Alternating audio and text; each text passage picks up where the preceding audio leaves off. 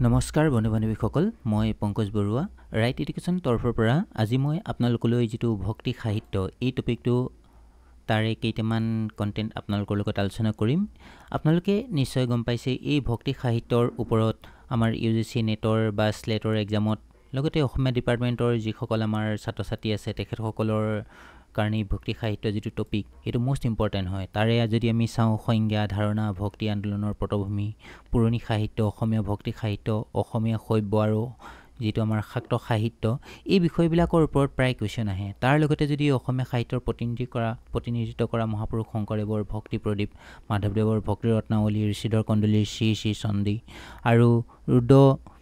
সিংহৰ শিৱপুৰাণ আৰু নাৰায়ণদেৱৰ পদ্মপুৰাণ যেটো আমাৰ ভটিয়ালি খণ্ড গতিকে এনেকুৱা ধৰণৰ টপিকৰ ওপৰত প্ৰায় কোৱেশ্চন আহে আপোনালোকে নিশ্চয় গম পাইছে আমাৰ এই ভক্তি সাহিত্যৰ ওপৰত যদি আমি আলোচনা কৰিবলৈ যাওঁ মহাপুৰুষ শংকৰদেৱ আৰু মাধৱদেৱৰ ওপৰত আমি আলোচনা কৰিবই লাগিব আৰু তেখেতসকলৰ যি আমাৰ ধৰ্মৰ কাৰণে যি ভক্তিৰ আন্দোলনৰ কাৰণে যিখিনি তেখেতসকলে বৰঙনি আগবঢ়াই থৈ গৈছে আমি সদায় সেইখিনি স্মৰণ কৰি থাকোঁ এতিয়া প্ৰথম কথাটো হ'ল কি এইখিনি টপিকৰ বিষয়ে আমি জানিবলৈ হলে আমি তাৰ ভক্তিৰ সাহিত্যৰ যিখিনি আমি ভিতৰুৱা যেটো সংজ্ঞা বা ধাৰণা সেইখিনি বিষয়ে আমি আগতে জানিব লাগিব বা ভক্তি মাৰ্গৰ পৰিচয় বা এই ভক্তিবিলাক যিবিলাক আমাৰ নবিধ ভক্তি আছে সেই নবিধ ভক্তিৰ বিষয়ে আমি জানিব লাগিব এই টপিকটোত তাৰ উপৰিও আমাৰ কিছুমান এনেকুৱা ধৰণৰ ইম্পৰ্টেন্ট কোৱেশ্চন আহে যিবোৰ আমাৰ পৰীক্ষাত সচৰাচৰ আহিয়ে থাকে আপোনালোকে সেইখিনি জনাটো অত্যন্ত দৰকাৰ গতিকে আজিৰ এই ভিডিঅ'টোত মই এইখিনি কথা আলোচনা কৰিম তেনেহলে আহকচোন আমি প্ৰথম টপিকটোলৈ আগবাঢ়ো ইয়াত আপোনালোকে চাওক ইয়াতে আমি যদি চাওঁ ভক্তিৰ সংজ্ঞা বা ভক্তিৰ পৰিচয় আৰু ভক্তিৰ প্ৰকাৰ ইয়াত আছে নবিধ ভক্তিৰ কথা আছে বা নৱধা ভক্তি বুলি কোৱা হয় যেটো আমি তাৰে শ্ৰৱণ কীৰ্তনৰ শ্ৰেষ্ঠতা এইটোৰ ওপৰত আহে সকমা বা নিষ্কৰ্মা ভক্তি যেটো অন্তৰংগা উত্তমা বা সপ্ৰেমা ভক্তি এইবিলাক টপিকৰ ওপৰত প্ৰায় কোৱেশ্চন আহে গতিকে আপোনালোকে এইকেইটা টপিক আপোনালোকে মিছ কৰিব নোৱাৰে সেইকেইটাৰ বিষয়ে আপোনালোকে জানিবই লাগিব এতিয়া ঘটনাটো হ'ল কি এই ভক্তিৰ যদি আমি ধাৰণাটো যদি ল'বলৈ যাওঁ তেনেহলে আপোনালোকে ভক্তিৰ বা ভক্তিৰ স্বৰূপ সম্বন্ধে আমি আলোচনা কৰিব লাগিব এইবোৰ বৈদিক কালৰ পৰা বৰ্তমান কাললৈকে এটা ইতিহাস আমাৰ ক্ৰম বিকাশৰ ইতিহাস আমি পাওঁ এই ভক্তিবাদ বা ভক্তি মাৰ্গ বুলিলে ভাৰতবৰ্ষৰ ঘাইকৈ আমি বৈষ্ণৱ মাৰ্গকে বুজো মূলত আমি এই বৈষ্ণৱ মাৰ্গৰ কথাই আমি আলোচনা কৰোঁ কিন্তু তথাপিও যে অকল বৈষ্ণৱ মাৰ্গই আছে তেনেকুৱা নহয় ইয়াৰ উপৰিও যদি আমি চাওঁ এই মাৰ্গৰ ধৰ্মৰ ভক্তি সাহিত্য যে তেনেকুৱা নহয় কিছুমান আছে যেনেকৈ শৈৱ ভক্তি সাহিত্য মানে শাক্ত ভক্তি সাহিত্য বা হিন্দু ধৰ্মত তিনিগৰাকী যেটো দেৱতাৰ কথা ক'লো যে ব্ৰহ্মা বিষ্ণু মহেশ্বৰ এই তিনিগৰাকী উপাস্য দেৱতাৰ বিষয়েও কিন্তু এই আমি ভক্তি সাহিত্যত আমি দেখা পাওঁ বা ভক্তিৰ ভিতৰত আমি ধৰিব পাৰোঁ এতিয়া যদি আমি ইয়াতে যদি এটা উদাহৰণ হিচাপে লওঁ এই তিনিগৰাকীৰ ভিতৰত যদি আমি বৈষ্ণৱ শব্দটো যদি ব্যৱহাৰ কৰিলে বিষ্ণু প্লাছ স্নো গতিকে ধৰ্মৰ উৎপত্তি অৰ্থাৎ কি হৈছে ব্ৰহ্মা বিষ্ণু মহেশ্বৰৰ ভিতৰত বিষ্ণুৱেই উপাস্য দেৱতা হিচাপে লৈ আমি এই উৎপত্তি বা ক্ৰমবিকাশ ঘটিছে বুলি আমি বিভিন্ন ধৰণৰ ধৰি লওক বেদান্তৰ এইবিলাকত আমি দেখা পাওঁ গতিকে ইয়াৰ বিষয়ে যদি আমি আলোচনা কৰিবলৈ হয় তেনেহলে আমি প্ৰথমতে ইয়াৰ এই মানে ঈশ্বৰ যেনেকৈ প্ৰাপ্তিৰ মাৰ্গ যেনেকৈ জ্ঞান কৰ্ম যোগ ভক্তি এই বিষয়ে আমি আপোনালোকে এই চাৰিটা মাৰ্গৰ বিষয়ে জানিব লাগিব ইয়াৰ লগতে নবিধ ভক্তিৰ কথা আছে সেই নবিধ ভক্তিৰ কথাও আমি বা নৱধা ভক্তিৰ কথা ক'লো যে সেই নৱধা ভক্তিৰ বিষয়ে আপোনালোকে জানিব লাগিব এতিয়া ভক্তিৰ সংজ্ঞা বিভিন্ন ধৰণৰ পণ্ডিতে বিভিন্ন ধৰণৰ মতবাদ আগবঢ়াইছে বুলি তেনেকৈ আগবঢ়াইছে যদিও আমি কিছুমান এনেকুৱা ধৰণৰ কেতিয়াবা টোকা তুলি দিয়ে যেনেকৈ ইয়াতে যদি চাওঁ এইটো পৰানুৰুক্তি ঋশ্বৰে এই মতবাদটো কোনে আগবঢ়াইছে এনেকুৱা ধৰণৰ আপোনালোকৰ কুৱেশ্চন তুলি দিব পাৰে তেতিয়া যে আপোনালোকে জানিব লাগিব যে মহৰ্ষি চাণ্ডিল্যই এই ভক্তিৰ স্বৰূপ নিৰ্ণয় কৰিবলৈ গৈ এনেদৰে এটা তেখেতে মন্তব্য বা সূত্ৰ আগবঢ়াইছে গতিকে এনেকুৱা ধৰণৰ কুৱেশ্চন আহে তাৰ উপৰিও আকৌ চাব নাৰদে কি কৈছিলে নাৰদে কিন্তু আকৌ এটা সংজ্ঞা আগবঢ়াইছিলে তেখেতে কৈছিলে যে পৰম প্ৰেমাৰূপা তচ্ছিন হয়নে পৰম প্ৰেমাৰূপা গতিকে ঈশ্বৰৰ প্ৰতি পৰম প্ৰেমেই হৈছে ভক্তি বুলি তেখেতে এনেদৰে মন্তব্য কৰিছে গতিকে এই কণ্টেণ্টখিনি আপোনালোকে জানিব লাগিব আৰু ইয়াৰ লগে লগে আৰু কিছুমান টপিক আছে আৰু কিছুমান ভক্তি যদি আমি সংজ্ঞা যদি চাবলৈ যাওঁ তেতিয়া চাব ভক্তি হৈছে এনে এটা সূক্ষ্ম বা গভীৰ অনুভূতি যাক ভাষাৰে প্ৰকাশ কৰিব নোৱাৰি বুলি কৈছে হয়নে এইটো সূক্ষ্মতম মানে অনুভৱ এইটো ৰূপম এনেকুৱা ধৰণৰ সংজ্ঞা আপোনালোকে এই ভক্তিৰ ওপৰত আপোনালোকে জানিব লাগিব আৰু প্ৰকৃততে ভক্তি কি বুলি কোৱাৰ লগে লগে আৰু কিছুমান জানিব লাগিব যে এটা আমাৰ মানসিক অৱস্থা মানুহৰ খং উঠিব পাৰে নহয়নে দুখ সুখ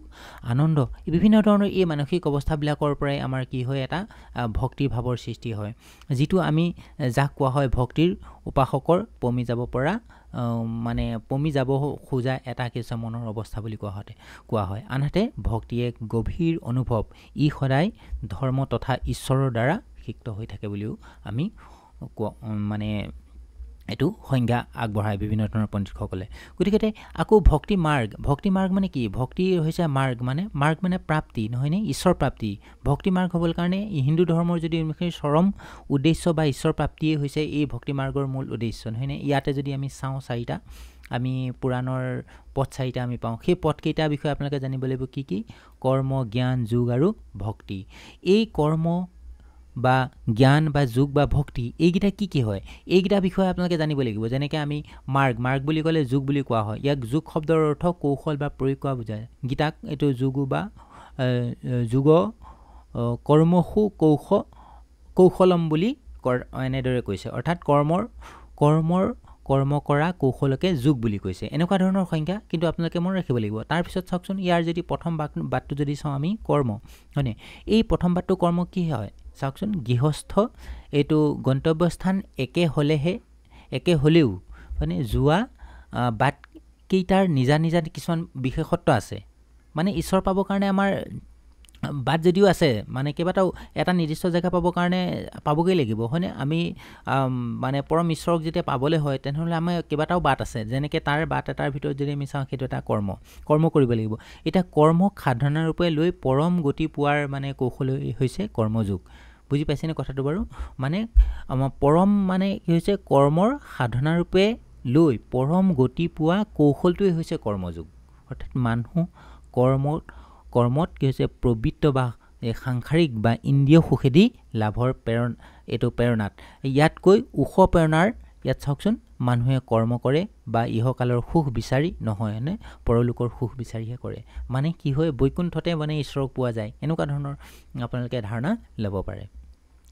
গতিকে আৰু যদি চাওঁ আমি মুক্তি লাভ বা ঈশ্বৰ প্ৰাপ্তিৰ দ্বিতীয় যিটো পথ সেইটো পথটো কি হৈছে যোগ হয়নে জ্ঞান যোগ বা জ্ঞান মাৰ্গ বুলি কোৱা হয় এতিয়া যদি শ্ৰীমদ ভাগৱতৰ ৪ৰ্থ অধ্যায়ত জ্ঞান মাৰ্গৰ বিষয়ে খুব সুন্দৰভাৱে বৰ্ণনা কৰিছে ইয়াত জ্ঞানৰ কোনো সীমা নাই জ্ঞানৰ সীমা আছে জানো কিবা জ্ঞান আমি কি হয় কিবা এটা জ্ঞান লোৱাৰ পিছত আৰু এটা জ্ঞান ল'বৰ কাৰণে আমাৰ কৌতূহল মনত আহে গতিকে আমি জ্ঞান আমি লৈয়ে থাকিব পাৰোঁ হয়নে আমি জ্ঞানক আমি জুখিব নোৱাৰোঁ নহয়নে জ্ঞান গতিকে এনেকুৱা ধৰণৰ কথাবোৰ আপোনালোকে জানিব লাগিব ইয়াত চাওকচোন ইয়াত আকৌ চৰম জ্ঞানৰ যোগ বা জ্ঞানে জ্ঞান যোগ শব্দৰ অৰ্থ হৈছে মিলন বা এক হ'বলৈ মিলিত হ'বলৈ দুটা জ্ঞান লাগিব এটা হৈছে অহংজ্ঞান আৰু এটা হৈছে কি ব্ৰহ্মচাৰী এইটো ব্ৰহ্মৰূপী জ্ঞান এই দুই জ্ঞান একাকাৰ হোৱাই অৰ্থাৎ অহংজ্ঞান লয় হৈ মানে নাইকিয়া হৈ অহংজ্ঞান যেতিয়া নাইকিয়া হৈ যাব আৰু ব্ৰহ্মজ্ঞান যেতিয়া পাই যাব আৰু তেতিয়াই আমাৰ কি হৈছে জ্ঞান যোগ সেইটো সৃষ্টি হৈ যায় যেনেকৈ পানীত আমাৰ লুণ দিয়াৰ লগে লগে লুণখিনিৰ লগতে মিহলি হৈ গুচি যায় ঠিক তেনেকৈ আমাৰ এই যিটো জ্ঞান যুগত কি হৈছে ঠিক তেনেদৰে মিলিন হৈ যায় এতিয়া জ্ঞান লাভৰ তৃতীয় মাৰ্গ জ্ঞান এতিয়া মুক্তি লাভৰ মানে তৃতীয় যদি আমি পথটো চাওঁ এইটো হৈছে যোগমাৰ্গ এই যোগমাৰ্গ বুলি কোৱাৰ লগে লগে এই যোগ হঠযোগ নহয় ৰাজযোগ পতঞ্জলিত এই যুগৰ বিষয়ত শিক্ষা দিয়া আছে পতঞ্জলিত যোগ মাৰ্গৰ বিষয়ে খুব সুন্দৰভাৱে ইয়াত আছে গীতাৰ ৬ষ্ঠ অধ্যায়টো মানে যোগমাৰ্গৰ বিষয়ে খুব সুন্দৰভাৱে বৰ্ণনা কৰিছে ভগৱন্তই যোগমাৰ্গৰ বিষয়ে বিবৃতি এনেদৰে দিছে আৰু যোগ আৰু সন্ন্যাসী একে বুলি কৈছে যেনেকৈ যোগীৰ স্থান আসন উপবেশনৰ নিয়ম বা এইটো প্ৰাণ মন বুদ্ধি সংযম সাধন কৰি যোগ প্ৰাপ্তিৰ যিটো আমাৰ সুগম পথ দেখুৱাই দিলে আৰু যোগীৰ আহাৰ এইটো বিহাৰেদিৰ বিষয়েও মানে উপদেশ দিছে এনেকুৱা ধৰণৰ কিছুমান আছে যেনেকৈ শ্ৰীকৃষ্ণই অৰ্জুনক এনেদৰে কিছুমান জ্ঞান আগবঢ়াই দিছে গতিকে হে অৰ্জুন হয়নে মোৰ মতে যোগী হোৱা যি শ্ৰদ্ধাৱান মানুহে মানে মদগত চিত্তৰে মোক যিটো আমাৰ ভজনা কৰে ভজনা কৰে আৰু তেওঁ সকলো যোগীতকৈ শ্ৰেষ্ঠ বুলি কৈছে। গতিকে এনেকুৱা ধৰণৰ এই যোগমাৰ্গ পাবৰ কাৰণে আপোনালোকে এইখিনি বিষয় এইখিনি জানিব লাগিব। তাৰ যদি আমি শেষত চাওঁ, ঈশ্বৰ যিটোৰ আমি একেবাৰে শেষত যদি আমি চাওঁ, একেবাৰে শেষতো হৈছে ভক্তি মাৰ্গ। এই যিটো ভক্তি, এই ভক্তি মাৰ্গ হ'বলৈ হৈছে ঈশ্বৰৰ কৰুণা পাবলৈ হ'লে একমাত্ৰ আৰু সহজ উপায়টোৱে হৈছে ভক্তি। ভক্তি হ'ল হৃদয়ৰ বস্তু, মগজুৰ লগত তাৰ কোনো সম্পৰ্ক নাই। এই মতবাদটো কোনে আগবঢ়াইছে বুলি প্ৰায় কুৱেশ্যন আহে, আপোনালোকে এইটো মনত ৰাখিব। ভক্তি হৃদয়ৰ বস্তু, মগজুৰ লগত তাৰ কোনো সম্পৰ্ক নাই বুলি মতবাদটো কোনে আগবঢ়াইছে বুলি আপোনালোকে এনেকুৱা ধৰণৰ কুৱেশ্যন আহে, সেইটো আপোনালোকে মনত ৰাখিব। এই মতবাদটো আগবঢ়াইছিলে লক্ষীনাথ বেজবৰুৱাই, এনেদৰে এই মন্তব্য আগবঢ়াইছিলে। এইটো আপোনালোকে মনত ৰাখিবলৈ যত্ন কৰিব। গতিকে কলিকালত শ্ৰৱণ কীৰ্তন ভক্তিয়েই শ্ৰেষ্ঠ ভক্তি, ধৰ্ম নাম ধৰ্ম বা ভক্তিবাদৰ সম্পৰ্কে ৰামকৃষ্ণ পৰমহংসই আকৌ ভক্তি আনন্দ ইয়াত এনেদৰে আগবঢ়াইছে, আনন্দ মহলালৈ যাব পৰা তিৰোতা মানুহৰ নিচিনা বুলি কৈছে তেখেতে, ৰামকৃষ্ণ পৰমহংসই। এনেকুৱা ধৰণৰ এইখিনি সংজ্ঞা আপোনালোকে জানিলেই হ'ব। তাৰ শেষত যদি আমি চাওঁ নৱধা ভক্তিৰ আমাৰ 9টা ভক্তিৰ যদি আমি প্ৰকাৰ যদি চাবলৈ যাওঁ, নৱধা ভক্তি বুলি ক'লে নৱবিধ ভক্তি। এই নৱবিধ ভক্তি কি কি? এইকেইটাও হৈছে এইবাৰ যোগেদি আমি কি কৰিব পাৰোঁ, আমাৰ মনৰ শান্তি লাভ কৰিব পাৰোঁ, ঈশ্বৰৰ প্ৰাপ্তি লাভ কৰিব পাৰোঁ। সেই নৱবিধ ভক্তি কি হৈছে? শ্ৰৱণ কীৰ্তন স্মৰণ পদসেৱন অৰ্চন বন্দন দাস্য সখ্য আৰু আত্মনিবেদন, এই নৱবিধ ভক্তিৰ কথা আছে। এই নৱবিধ ভক্তিৰ বিষয়ে যদি আপোনালোকে প্ৰথমটো যদি চাই শ্ৰৱণ, শ্ৰৱণ মানে কি? আমি সকলোৱে জানো শ্ৰৱণ মানে হৈছে শুনা, হয়নে? এই শ্ৰৱণ কেতিয়া হয়? ভগৱান কৃষ্ণ আৰু তেওঁ অৱতাৰসমূহৰ নাম বা এই যিটো আমাৰ 4বিধ লীলাৰ কথা যে আগতে কৈছিলোঁ, যে এই 4বিধ লীলা আৰু যদি আমি শুনো, সেইটোৱে শ্ৰৱণ হয়। এই 4বিধ লীলা কি হৈছে? এটা স্থিতি লয় অৱতাৰৰ কৰ্ম, এই 4টা হৈছে লীলা। গতিকে এই কৃষ্ণৰ নাম শুনিলেই কি হয়? অৰ্থাৎ আমাৰ যেনেকৈ মন শুদ্ধ হৈ যায়, শ্ৰৱণকে মানে শ্ৰৱণৰ যোগেদি কৃষ্ণৰ নাম শুনিলে কি হৈ যায়? আমাৰ মন আৰু মগজু কি হয়? খুব সুন্দৰ হৈ যায়, হয়নে? খুব মানে ধীৰ স্থিৰ হৈ যায়, আমাৰ ধৈৰ্যশীল, আমাৰ ধৈৰ্যতা বাঢ়ে। গতিকে ভক্তি এনেদৰেই আহে, হয়নে? ভক্তিবাদৰ যে বিশ্বাসত যে কৃষ্ণৰ কথা শ্ৰৱণত হয়নে ৰতি জন্মে, অৰ্থাৎ অসৎ প্ৰবৃত্তিৰ এইটো তেজ কমি আহে, হয়নে? এটা আন কথাত কি হয়? ৰতি নবহে। ঈশ্বৰৰ নাম শ্ৰৱণৰ দ্বিতীয় কাম হৈছে মনৰ সংশয় দূৰ কৰে, হয়নে? তাৰপিছত মানে মনৰ এইটো কথা শুনিলেহে গুচে মনৰ সংশয়, এনেদৰে কৈছে মাধৱদেৱে। তাৰপিছত যদি ভগৱানৰ যশ গুণ মহত্ব শুনা, এতিয়া ভক্ত সমাজৰ আলোচনালৈ কাণ দিয়া, গীতা ভাগৱত আদিৰ পাঠক মনোযোগ দিয়া, এইবিলাকেই হৈছে কি? শ্ৰৱণৰ যোগেদি আমি এনেদৰে মন আমি শুদ্ধ কৰিব পাৰোঁ। এইটো হৈছে নৱবিধ ভক্তিৰ এটা মূল প্ৰকাৰ। এইখিনি আপোনালোকে জানিব লাগিব। তাৰপিছত যদি কীৰ্তন মানে কি? কীৰ্তন হৈছে কীৰ্তন কৰা বুলি কৈছে ঈশ্বৰৰ নাম বা গুণাৱলী স্বয়ং উচ্চাৰণ কৰাকে কীৰ্তন কৰা বুলি কোৱা হয়। যেনেকৈ আমি যেতিয়া ঈশ্বৰৰ নাম মানে মুখৰ পৰা যেতিয়া ওলায়, সেইটোকে কীৰ্তন বুলি কোৱা হয়। এই কীৰ্তনো অকলশৰীয়াকৈ আমাৰ কৰা হয় আৰু সমূহীয়াকৈ কৰা হয়। যেতিয়াকৈ আমি সমূহীয়া কীৰ্তন কৰোঁ, হয়নে? এইটো সংকীৰ্তন, নহয়নে? এই সমূহীয়া কীৰ্তনক সংকীৰ্তন বুলি কোৱা হয় কোনোৱে। গতিকে এই কীৰ্তন আকৌ 5বিধ। এই 5বিধ কি? 5বিধত হৈছে প্ৰথমটো হৈছে নামস্মৰণ হয়, তাৰপিছত আকৌ স্তুতিপাঠ হয়, এইটো কথা ব্যাখ্যা হয়, গীত হয়, অভিনয় হয়। এই কীৰ্তনৰ 5টা ভাগ আছে, এইকেইটা কিন্তু আপোনালোকে মনত ৰাখিবলৈ যত্ন কৰিব, হয়নে? আৰু এনেদৰে এই মানে কীৰ্তনৰ পৰ্যায়বোৰ আহি যায়। আমাৰ শ্ৰীকৃষ্ণৰ হওক বা তেনেকুৱা লীলাবিলাক আমি যেতিয়া আমি কীৰ্তন কৰোঁ, তেতিয়াই আমাৰ কি হয়? এই নৱধা ভক্তিৰ আমাৰ মনত জাগৃত হয়।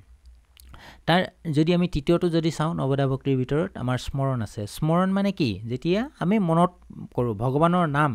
বা ৰূপৰ চিন্তনেই স্মৰণ, চিন্তা কৰা বা মানে মনতে যিটো ছবি অঁকা, সেইটোৱে হৈছে চিন্তন। উচ্চাৰণ নকৰাকৈ মনৰ ভিতৰতে আমি ঈশ্বৰৰ নাম কৰিব পাৰোঁ, হয়নে? ৰূপৰ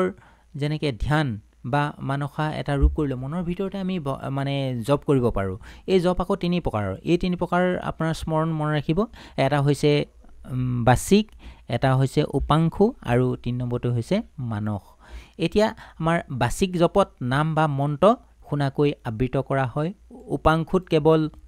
ওঁঠে লৰে আৰু যিটো মানস জপত বাকযন্ত্ৰ, এইটো মানস যন্ত্ৰত কোনো মানে বাকযন্ত্ৰৰ কোনো ক্ৰিয়াশীল নহয়, কেৱল পদানুক্ৰমে নাম বা মন্ত্ৰ মনৰ ভিতৰতে পুনৰ পুনৰ আবৃত্তি কৰা হয় সেই তেনেদৰেই কি হয় স্মৰণ নবিভক্তিৰ স্মৰণটো এনেদৰেই হয় তাৰপিছত যদি চাওঁ আমাৰ পদসেৱনটো কি পদসেৱনত কি হয় এই যেনেকৈ আমি নাৰায়ণ বাসুদেৱ কৃষ্ণ ৰাম আদিৰ আমি মূৰ্তি মানে ধৰি লওক সেই বিগ্ৰহবিলাকৰ বা প্ৰতিমাৰ মানে পৰিচাৰ্যৰ কথাকে কোৱা হয় যিটো আমাৰ পাদসেৱনটোত তাৰপিছত হৈছে ভগৱানৰ মূৰ্তি বা গুৰু এইটো ভগৱত ভক্ত আদিৰ মানে পূজা বা পদ সেৱনৰ এইটো প্ৰাৰম্ভিক অৱস্থাটোৱেই হৈছে কি পাদসেৱন এই পাদসেৱনত কি হৈছে ভগৱানৰ পৰিচৰ্যা কালত নিজকে তেওঁ দাস বুলি ভাবোতে মানে পাছৰ দাস্য আৰু সশিত্ৰ আৰু আত্মবিলোপনৰ মানে ভাৱৰ পৰিপক্ক অৱস্থালৈ যিটো বাট মুকলি হোৱাকৈ হৈছে কি এইটো পাদসেৱন তাৰপিছতে আছে আমাৰ অৰ্চন এই অৰ্চন আকৌ শ্ৰদ্ধা বা যিটো আদৰপূৰ্বক ভগৱানৰ স্বৰূপ পূজা কৰাই হৈছে অৰ্চন ভক্তি যদি আমি চাবলৈ যাওঁ অৰ্চন ভক্তি হৈছে দুবিধ মূলতঃ এটা মানসিক অৰ্চন আৰু এটা বাহ্যিক অৰ্চন মানসিক অৰ্চনত যদি আমি ভক্তৰ মানে সমৰ্পণৰ ভাৱ প্ৰাধান্য পোৱা যায় আৰু যিটো আমাৰ বাহ্যিক যিটো অৰ্চনক ষোড়শোপচাৰ বুলি কোৱা হয় ষোড়শোপচাৰ মানে হৈছে ষোড়শোপচাৰত 16টা হেৰি থাকে নহয়নে বাৰু সেইকেইটা কি ভাগ থাকে সেইকেইটা হৈছে আসন এইটো পাৰ্দাঘ্য তাৰপিছত অচমন পঞ্চামৃত স্নান বস্ত্ৰ শৃংগাৰ চন্দন পুষ্প ধূপ ধূনা নৈবেদ্য তাম্বুল এইটো যজ্ঞোপবীত পৰিক্ৰমা বন্দনা এইকেইটা হৈছে ষোড়শোপচাৰ এই ষোড়শোপচাৰ ভাগৰ কোনটো পৰে আপোনালোকৰ তেনেকুৱা আহি যাব পাৰে পৰীক্ষাত সেইখিনিও আপোনালোকে চাই যাব এই অৰ্চন ভক্তিৰ ফলত গছৰ গুৰিত যেনেকৈ আমাৰ পানী দিলে ডাল পাতে পায় ঠিক তেনেকৈ আমাৰ ষোড়শোপচাৰ কৰিলে আমাৰ ভগৱানক আমি পাব পাৰোঁ গতিকে এইখিনি হৈছে অৰ্চনৰ এটা ভাগ তাৰপিছত আছে বন্দনাত কি হয় এই ভক্তিৰ স্তৱ আৰু শ্ৰুত আদি কি হৈছে গাই নানা কাকুতি মিনতি কৰি শাস্ত্ৰৰ বিধিমতে এইটো যিটো প্ৰণাম কৰা হয় সেইটো হৈছে বন্দনা মূলতঃ দুই প্ৰকাৰ যদি আমি চাওঁ প্ৰথমটো হৈছে প্ৰেম ভক্তি আৰু এটা হৈছে সাধাৰণ ভক্তি এই সাধাৰণ ভক্তি বুলি কোৱাৰ লগে লগে ভগৱানৰ সন্মুখত এইটো নতজানু হৈ নমতাৰ সৈতে তেওঁৰ অনন্ত মহিমাক হৃদয়ত ধ্যান কৰি স্তুতি কৰাই হৈছে এইটো হৈছে বন্দন ভক্তি তাৰ 7 নম্বৰটো আছে ভক্তিৰ 7 নম্বৰ প্ৰকাৰটো হৈছে কি দাস্য মানে দাস্যতা স্বীকাৰ কৰা ধৰি লওক আমি পৰমাত্মা মোৰ পিতা মাতা প্ৰভু তেওঁ মোৰ পুত্ৰ তেওঁ সেৱক এই সকলোবিলাকেই হৈছে আমি কি হৈছে এই দাস্য ভক্তিৰ ভিতৰত পৰে যেনেকৈ ভগৱানৰ দাস্য বুলি কোৱাৰ লগে লগে কি হয় যিটো আমাৰ কৰ্মাপৰণ মানে সকলো ত্যাগ কৰি দিয়া ভগৱানৰ ওচৰত দাস্যতা স্বীকাৰ কৰা যেনেকৈ এই ভক্তিৰ যোগেদি কি হৈছে মনৰ অহংকাৰ দূৰ হয় ফলত আমাৰ মুক্তি লাভ হয় আৰু মুক্তি লাভৰ যোগেদি আমি কি এই ভক্তিবিধ আমাৰ সম্পূৰ্ণ হয় শেষত যদি আমি চাওঁ 8 নম্বৰ যিটো আমাৰ ভক্তিৰ ভাগ সেইটো হৈছে সখ্য এই সাক্ষ্য যিটো ভক্তি এই ভক্তিটো হৈছে কি ভগৱান হৈছে সখীৰ দৰে মিত্ৰৰ দৰে বন্ধুৰ নিচিনা মানে সমভাগী হয় ভগৱান আৰু এইটো হৈছে এটা সখীৰ বান্ধোনেৰে ভগৱানৰ লগত কি হৈছে বান্ধ খাই থাকে পৰম বিশ্বাস স্থাপন হয় যেনেকৈ আমাৰ বন্ধুৰ লগত কেতিয়াবা আমাৰ মতবিৰোধ হ'ব পাৰে মতমালিন্য হ'ব পাৰে কিন্তু ভগৱানৰ লগত যেতিয়া আমাৰ সাক্ষ্য ভক্তি হয় তেতিয়া কি হয় কোনো ধৰণৰ মতভেদ নহয় আৰু কি হয় আমাৰ মানে বিচ্ছেদৰ কোনো ভয় নাথাকে গতিকে এই ভক্তিৰ যদি আমি 8 নম্বৰটো চাওঁ ভাগটো যদি চাওঁ সখ্য অৰ্থাৎ হৈছে ভগৱানৰ লগত মানে সখী হিচাপে বা বন্ধু হিচাপে যিটো আমি মনতে ভাবি লওঁ বা মনতে আমি মনত যিটো আমাৰ স্থিতি হয় সেইটো হৈছে সাক্ষ্য ভক্তিৰ উদাহৰণ আমাৰ ভক্তিৰ একেবাৰে শেষৰ যদি আমি ভাগটো চাওঁ আত্মনিবেদন এই আত্মনিবেদন যিটো ভক্তি এইটো হৈছে আত্মনিবেদন হৈছে কি হৈছে ভগৱানৰ ওচৰত নিজকে সম্পূৰ্ণৰূপে সমৰ্পণ কৰা হয়নে যিটো আমাৰ নিজৰ বিদ্যা স্থান মান অভিমান দেহ মন প্ৰাণ আত্মা সকলোবিলাক ত্যাগ কৰি সকলোবিলাক দুখ অপৰাধ সকলোবিলাক আমাৰ এৰি সকলোবিলাক যিবিলাক লোভ মোহ মায়া সকলোবিলাক এৰি ভগৱানৰ ওচৰত যেতিয়া আমি নিজকে আত্মসমৰ্পণ কৰি দিওঁ সেইটোৱে হৈছে আত্মনিবেদন ভক্তিৰ এটা উদাহৰণ এতিয়া যদি আমি মহাভাৰতত যদি চাওঁ মহাভাৰতত কি হৈছে শ্ৰীকৃষ্ণই অৰ্জুনক কৈছে হোষা হয়নে সকলোবিলাক ত্যাগ কৰা আৰু সকলোবিলাক ত্যাগ কৰি সকলো ধৰ্ম পৰিত্যাগ কৰি একমাত্ৰ মোৰ ওচৰতে তুমি শৰণ লোৱা মানে একমাত্ৰ ঈশ্বৰৰ ওচৰতে শৰণ ল'ব কৈছে সেইটোৱে হৈছে আত্মনিবেদন ভক্তিৰ উদাহৰণ গতিকে আজিৰ এই ভিডিঅ'টোত মই এইকেইটা কথাই আলোচনা কৰিলোঁ ভক্তিৰ স্বৰূপ আৰু শেষত মই শ্ৰৱণ কীৰ্তনৰ শ্ৰেষ্ঠতা সকমা বা নিষ্কমা ভক্তি অন্তৰংগা যিটো আমাৰ উত্তমা বা সপ্ৰেমা ভক্তি সেই ওপৰত মই আলোচনা কৰিম যিহেতু আমাৰ ভিডিঅ'টো যদি এনেকৈ কৰি যাওঁ বহুত দীঘল হৈ যায় আশা ৰাখিলোঁ আপোনালোকে এই ভিডিঅ'টোৰ যোগেদি আপোনালোকে যিটো আমাৰ নৱধা ভক্তি ইয়াৰ লগতে ভক্তিৰ সংজ্ঞা সেইকেইটা বিষয়ে অকণমান হ'লেও জ্ঞান অৰ্জন কৰিব পাৰিলে আৰু যদি কিবা লাগে আপোনালোকে মোক জনাব কমেণ্ট কৰিব মই যিমান দূৰ পাৰোঁ দিবলৈ যত্ন কৰিম এই ভিডিঅ'টো ইম্পৰ্টেঞ্চ আপোনালোকক কৈছোঁৱেই যে UGC নেট বা স্লেটৰ লগতে অসমীয়া বিভাগৰ সকলো ছাত্ৰ ছাত্ৰীৰ এই এনেকুৱা ধৰণৰ সংজ্ঞাবিলাক বা ভক্তিৰ মাৰ্গৰ যিটো পৰিচয় এই সকলোখিনি কিন্তু জনাটো অত্যন্ত দৰকাৰী বুলি মই ভাবোঁ ভিডিঅ'টো শেষলৈকে চোৱাৰ বাবে বহুত বহুত ধন্যবাদ